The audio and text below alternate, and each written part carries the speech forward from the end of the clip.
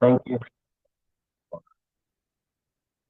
This day of blessing, this 20th day of this new year, January, we offer ourselves asking for your blessing in our own private sacred places or spaces. Wherever we are, O Lord God, we ask for your Holy Spirit's fire to move in our midst. We are placing ourselves before your throne, opening our body, soul, mind, and spirit to your fresh, even unique and powerful revelation. We are moving toward supernatural. We are placing ourselves in a position to receive more of you and more from you. We are placing ourselves before you, Holy Spirit, in a way that our whole being will be a pleasing vessel, worthy to receive. Today, O Lord God, we also ask for your cleansing grace, your power to forgive.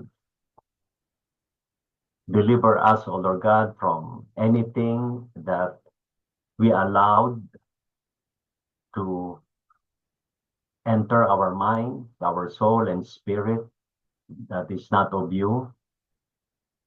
We ask your holy fire to consume, remove, cleanse all our unrighteousness.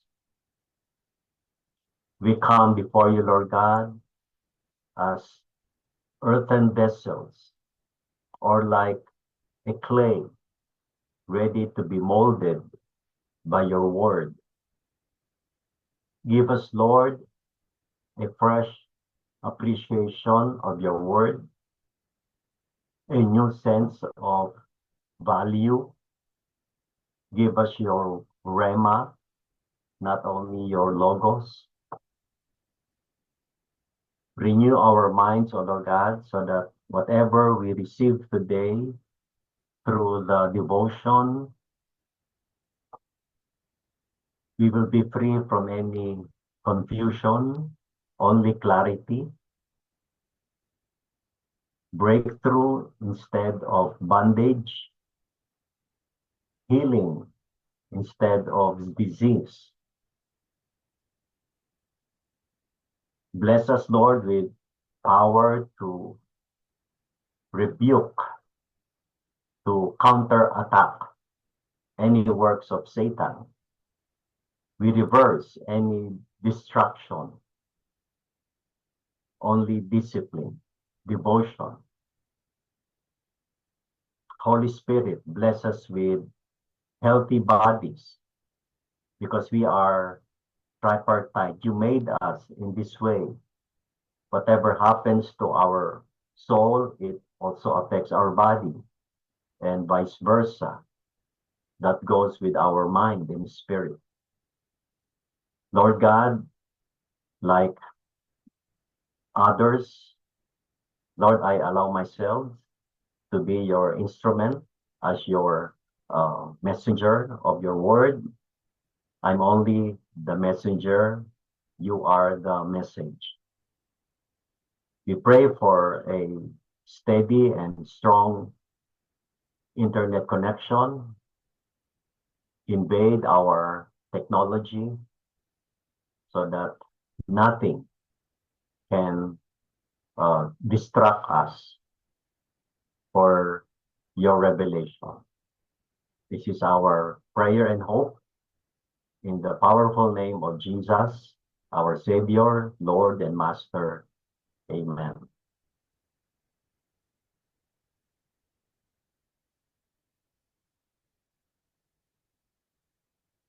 The title of our devotion is Peace in the Midst of Chaos. Peace in the midst of chaos. In Mark 4:37, suddenly a strong wind blew up, and the waves began to spill over into the boat, so that it was about to fill with water. The Lord has already blessed us upon reading and hearing His words. This is a very familiar verse in the Synoptic Gospels in Mark. Familiar, and yet it has many different, unique, powerful meaning. So let us dive into the reflection written by the author of this material. Some of life's storms, a great sorrow. It can also be a bitter disappointment, a crushing defeat. And sometimes, I hope not most of the time, it comes suddenly or in a surprise. Other storms can be expected. Others may come slowly, appearing on the uneven edge of the horizon, no larger than a person's hand. But trouble that seems so insignificant spreads until it covers the sky and overwhelms us. Yet it is in the storm that God equips us for service. So may purpose any storm that God allows us to experience. When God wants an oak tree, He plants it where the storms will shake it and the rains will beat down upon it. So merong uri pala ng puno na itinatanim sa lugar na kung saan kailangan niya. Katulad nito, ang oak tree, kailangan niya ng malalakas na hangin, malakas na ulan. It is in the midnight battle with the elements that the oak develops its rugged fiber and becomes the king of the forest. When God wants to make a person like you and me, He puts us into some storm. I do not know if some of us are in the middle of the storm, probably some are at the end of the storm. But the history of humankind has always been rough and rugged. No one is complete until he has been out in the surge of the storm and has found the glorious fulfillment of the prayer, "O God, take me, break me, make me." Hindi ko alam kung kailan natin ito na ipag-pray to take us, break us, or make us. Here is a illustration. A Frenchman painted a picture of universal genius. In his painting stand famous orators, philosophers, and martyrs, and all of whom have achieved preeminence or outstanding in various aspects of life. The remarkable fact about the picture is this: every person who is outstanding or preeminent for his ability was first outstanding for suffering. So before a person to become outstanding in his success, he or she must be also outstanding in suffering. In the foreground stands the figure of the man who was denied the promised land. That's Moses. Beside him, feeling his way, is blind Homer. Milton is there, blind and heartbroken. Then there is the form of one who towers above them all. So what is his characteristic? His face is marked more than any other. The artist might have titled that great picture, "The Storm." The beauties of nature come after the storm. The rugged beauty of the mountain is born in a storm. And the heroes of life are the storm-swept and battle-scarred. You have been in the storms and swept by the raging winds. Have they left you broken, weary, and beaten in the valley? Or have they lifted you to the sunlit summits of a richer, deeper, more abiding manhood or womanhood? Have they left you with more sympathy for the storm swept and the battle scarred? Selected, the wind that blows can never kill the tree God plants. It blows toward east and then toward west. The tender leaves have little rest. But any wind that blows is best. The tree that God plants strikes deeper root, grows higher, still, spreads greater limbs, for God's goodwill meets all its wants.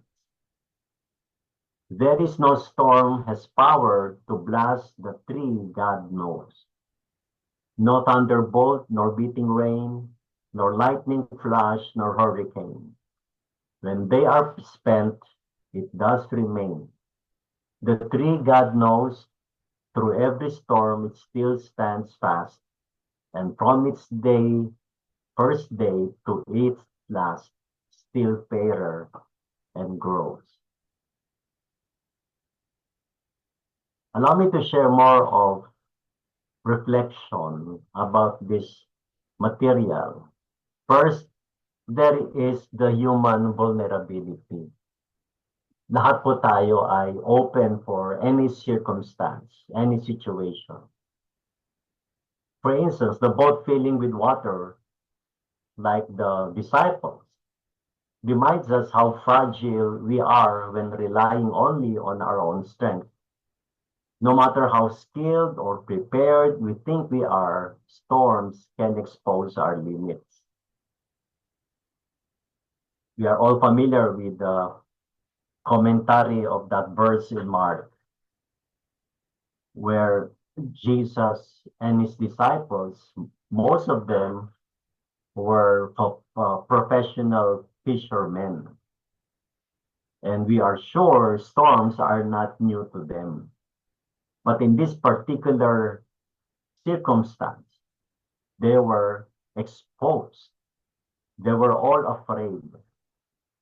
They were all in terrible fear. And they were not exempted to experience storms. But they were exposed. Their fragility were exposed.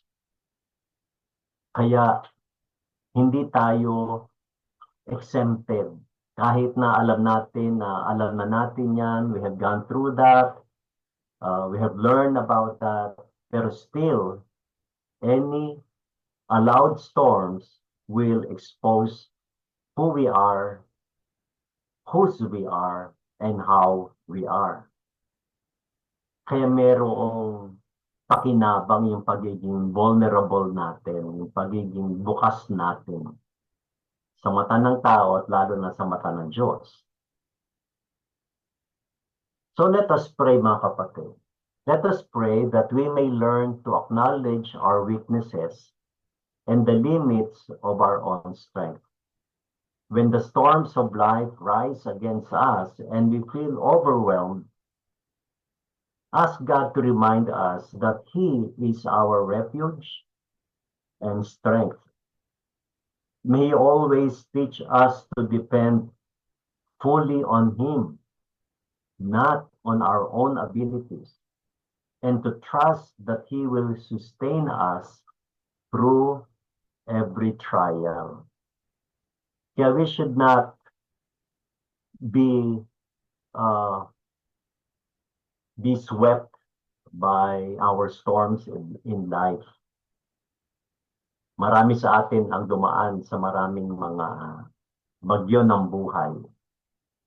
Kaya nga po, huwag tayong mapagod na manalangin. At nandito ang kapatid na Lydia Suniga. Alam ko, isa siya sa mga nagtagumpay sa ibabaw ng mga bagyo ng buhay. Sister Lydia, pwedeng ikaw ang mag-close ng first point na ito after 1 minute, after everyone has prayed silently. And here is our prayer point.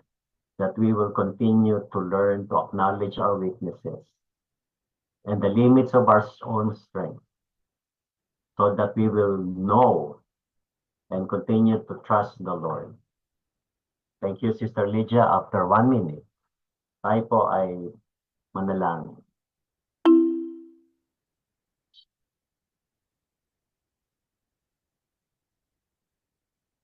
Sa atin.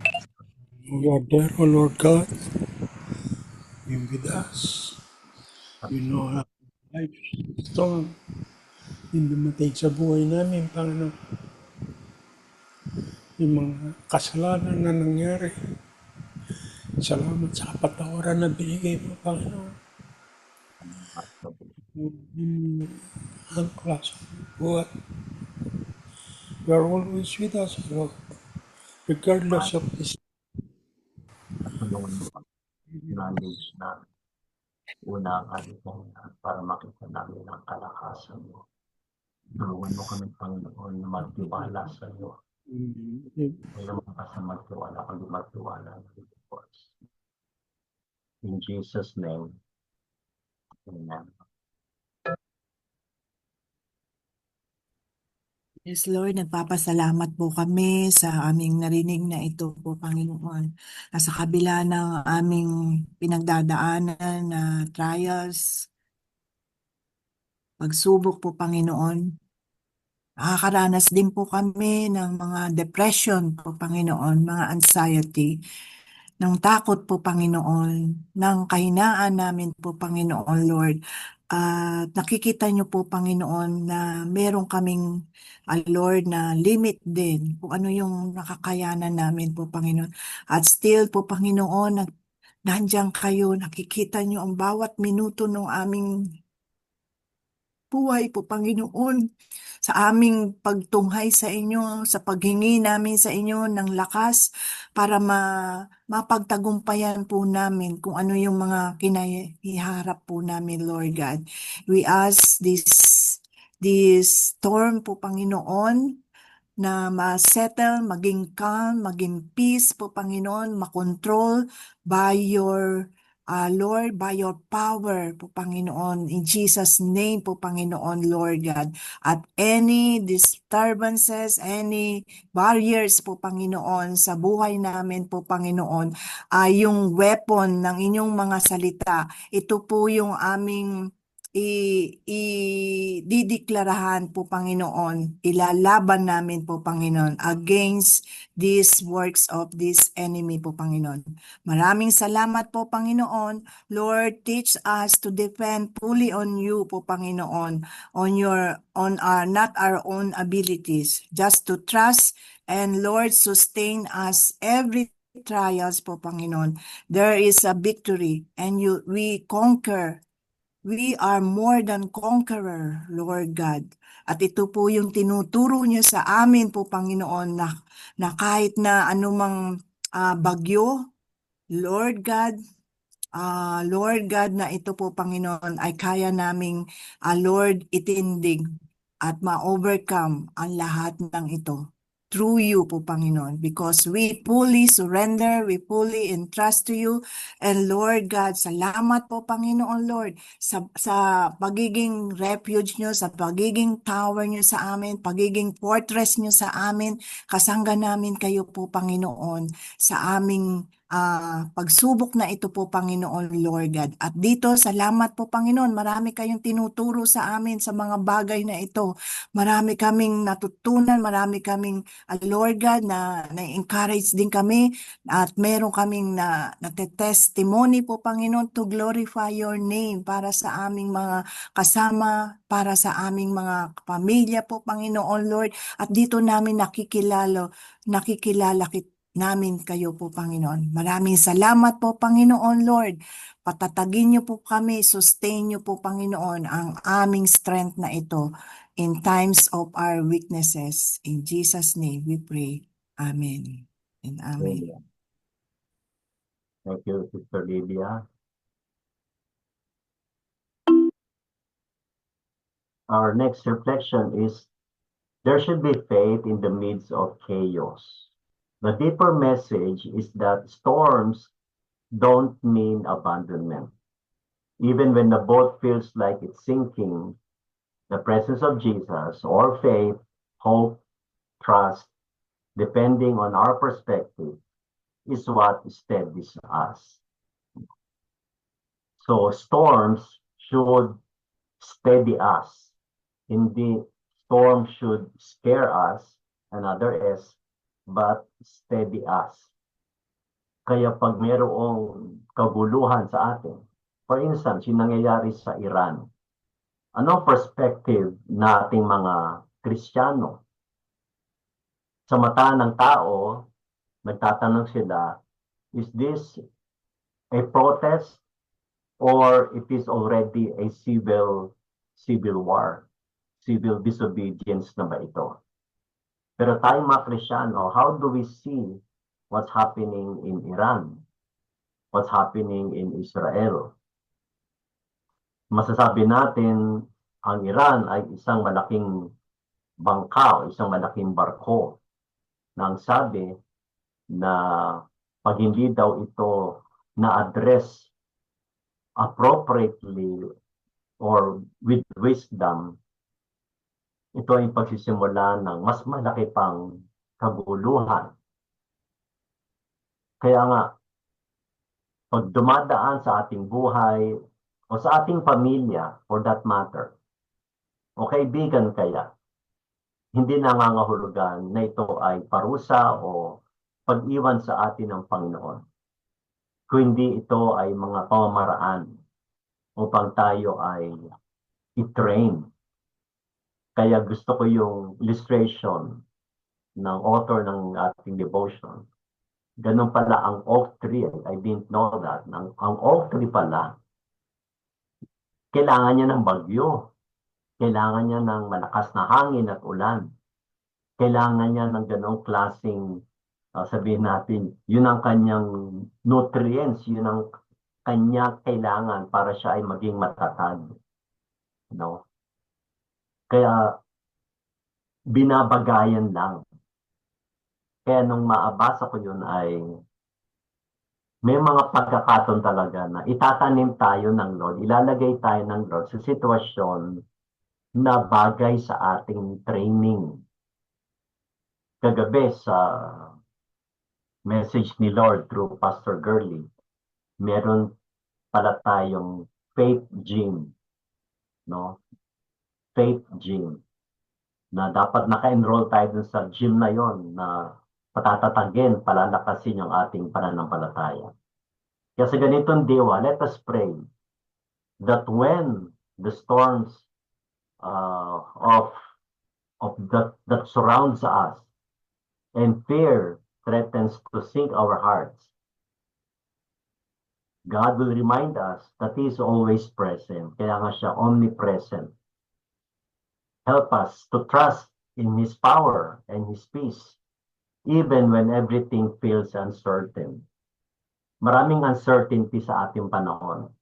But there is only one thing that is certain, and that is God's love, God's power, and God's presence.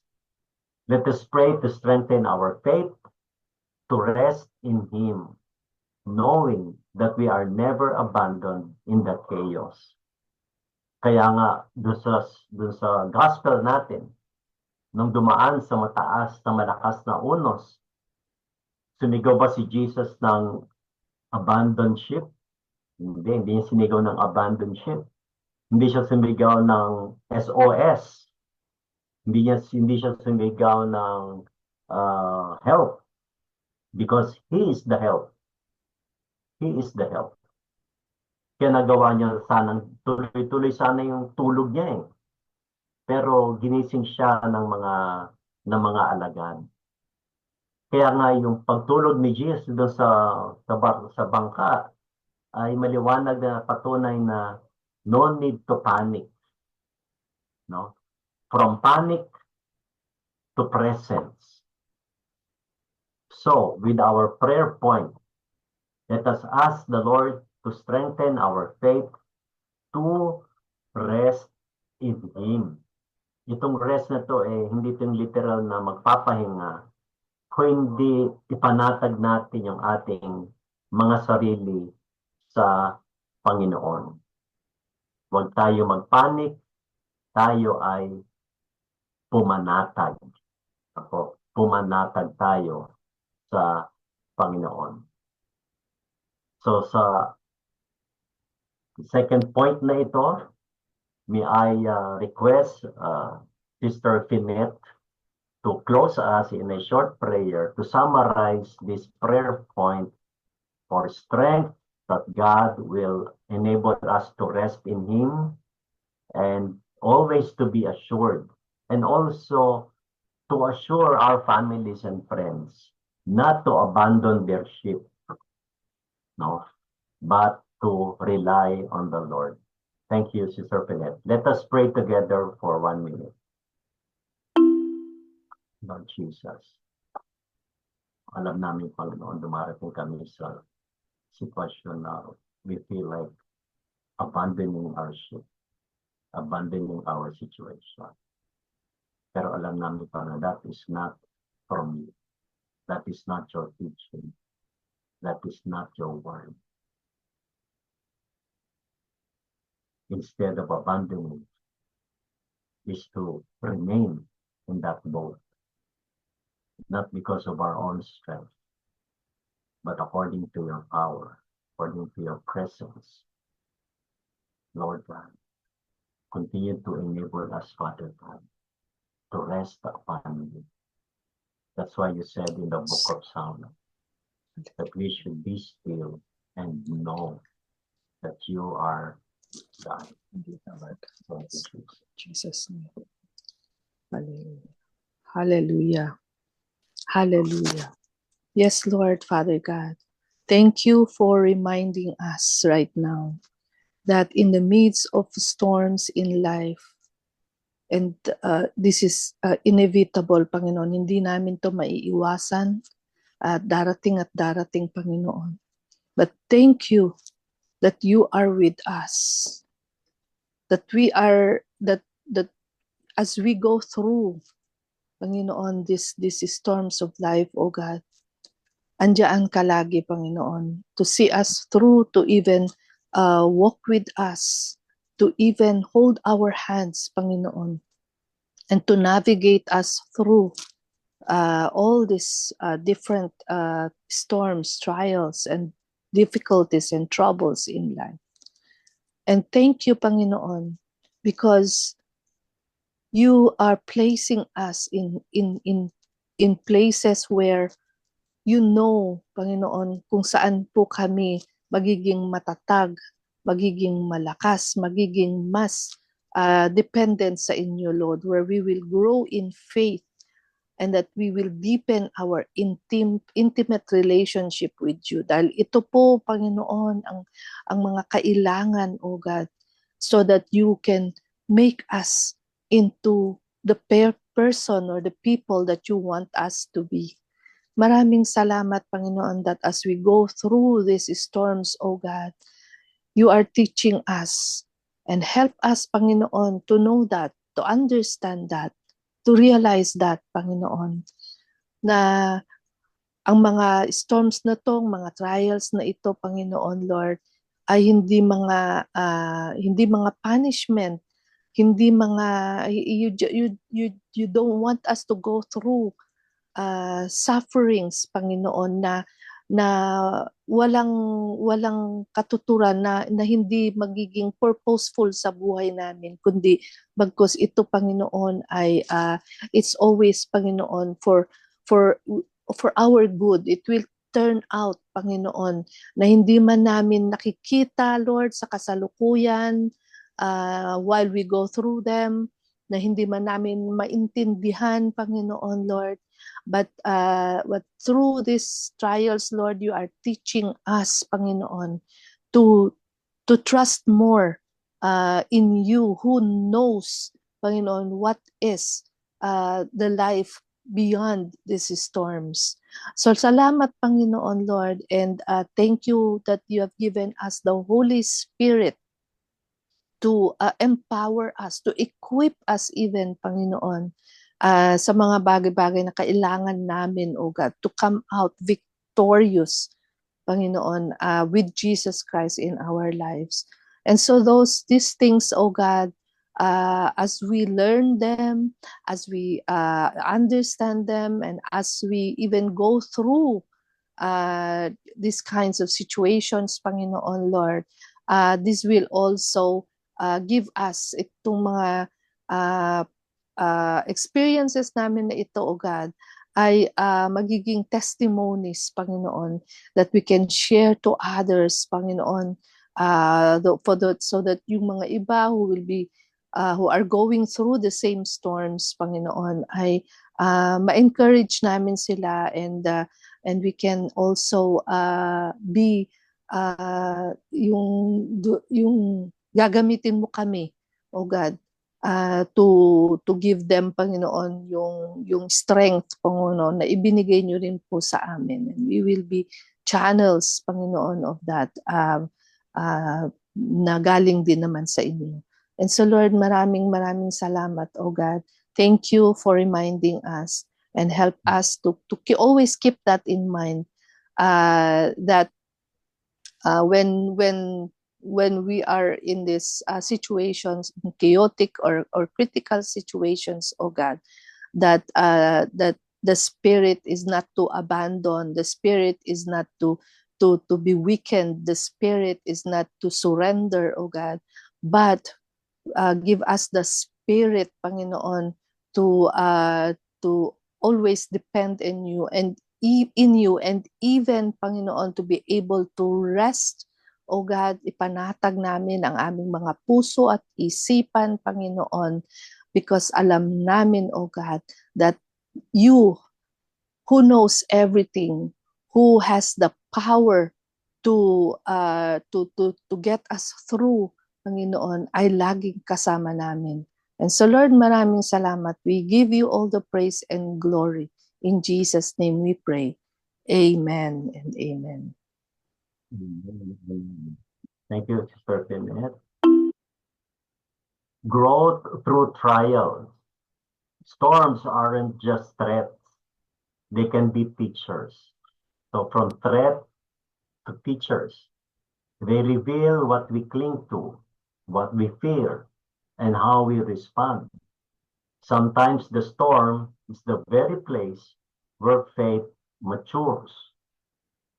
So let us pray to God to help us see trials not as punishments, that were the prayer of Sister Pinette, but as opportunities for growth. When storms arise, Lord, teach us to embrace them as lessons that refine our faith, reveal our dependence on you, Lord, and shape us into the person He is calling us to be. May every challenge deepen our trust and maturity in God. Kaya nga,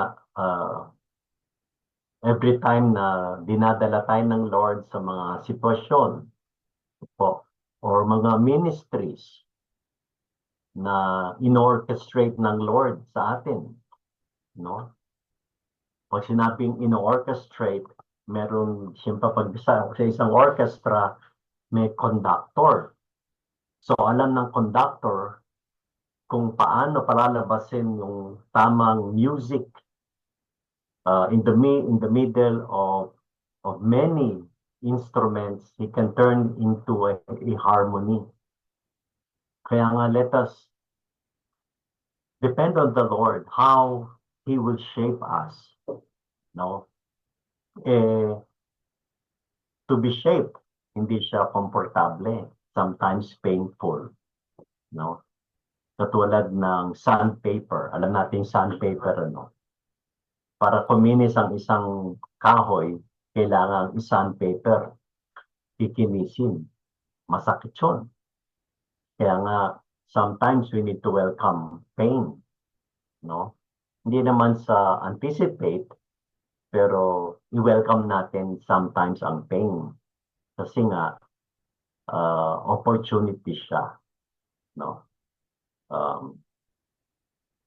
tanggapin din natin, kaya dapat meron tayong higher level of understanding what is happening to us or what God is allowing to happen in our country and in the world. Bakit merong war pa din? Ba't hindi matapos-tapos yung war? Bakit itong parang hindi matapos-tapos itong hearing on corruption, no? Blood control anomalies?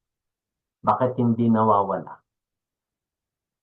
Ako tuwing luluwas ako ng Maynila, sabi ko, bakit pa hindi maayos-ayos yung traffic? Bakit hindi nawawala yung mga pasaway na mga drivers? No?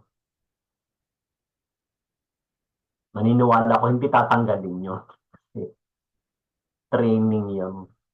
Ako especially to train me to strengthen my patience, no? To improve my self-control, no? Magkaroon tayo ng perspective, bagong perspective, powerful perspective whenever challenges come, storms, even chaos. So, tayo po ay manalangin.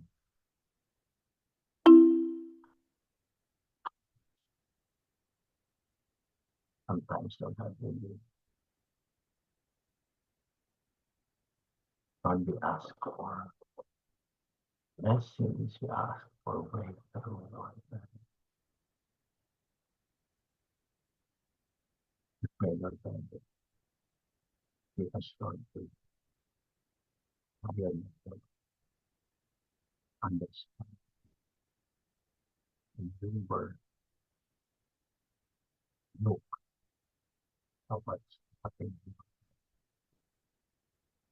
Yes, Lord God, that there is that we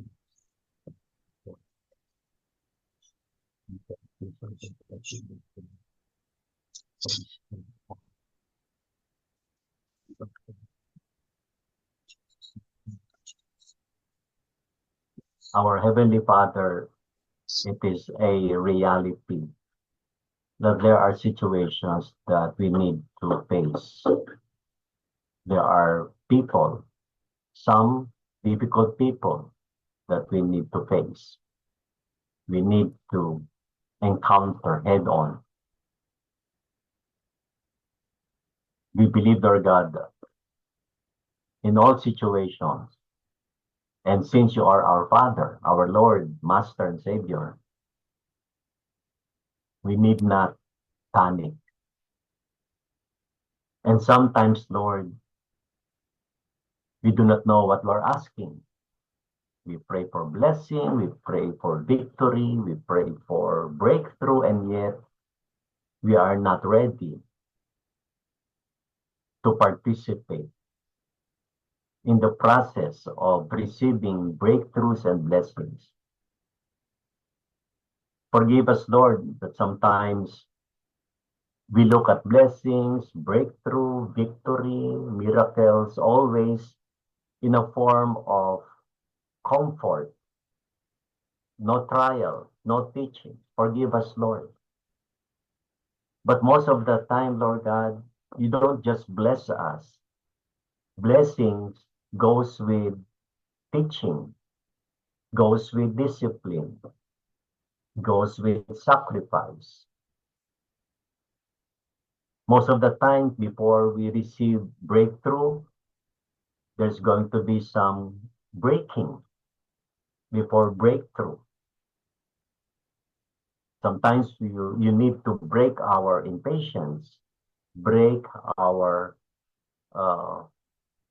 laziness, break our inconveniences before breakthrough.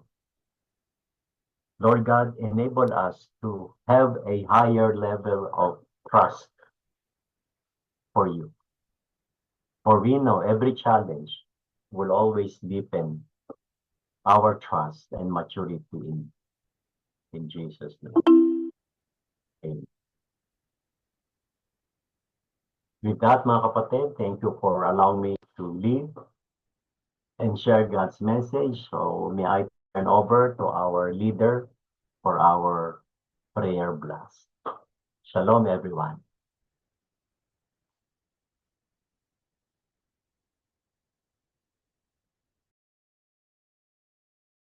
Hebrew blessing. Our Father, Father, who art Father, in who heaven, art in heaven, hallowed be thy hallowed name. be thy hallowed be name. thy Come, Thy thy kingdom will be come. done on earth as Thy it will is be in done on heaven. earth as it is Give in us heaven. this day our Give daily us bread. Give this us day this day our daily Forgive us bread, our and forgive trespasses, us our as we trespasses, forgive those as we who forgive as we those who forgive those who trespass against not us. trespass into against us. And temptation, lead us not into and deliver us temptation, from but evil. deliver us from For evil. thine is Deliver us the For from thine is the kingdom, evil. and the kingdom, the Thine is the power, power, and the kingdom, and glory, the the power, glory, and the forever glory and forever ever. and ever. Amen. Amen. Let's receive the benediction.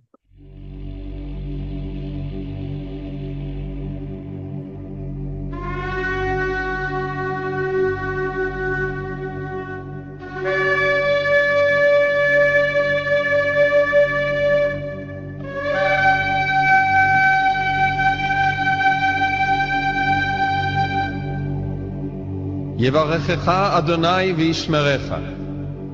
יאר אדוני פניו אליך ויחונקה. יישא אדוני פניו אליך וישם לך שלום. The Lord bless you and keep you. The Lord make his face shine upon you and be gracious to you. The Lord lift up his countenance upon you and give you peace. Amen. Amen. Shalom, Amen. everyone. Shalom. Amen. Amen. Amen. Sige po. Thank you po. Good Shalom, And ang shalom. Sunday. Thank you po, camera, Pastor tayo Dave. po'y mag-cure muna before we give the announcements to Pastor Rory. So, sige po. Ay, ba't ganun? Anong nangyari? Wait lang po ha. Ayun. Okay, ready. 1, 2, 3, smile. Yan. Tapos na po.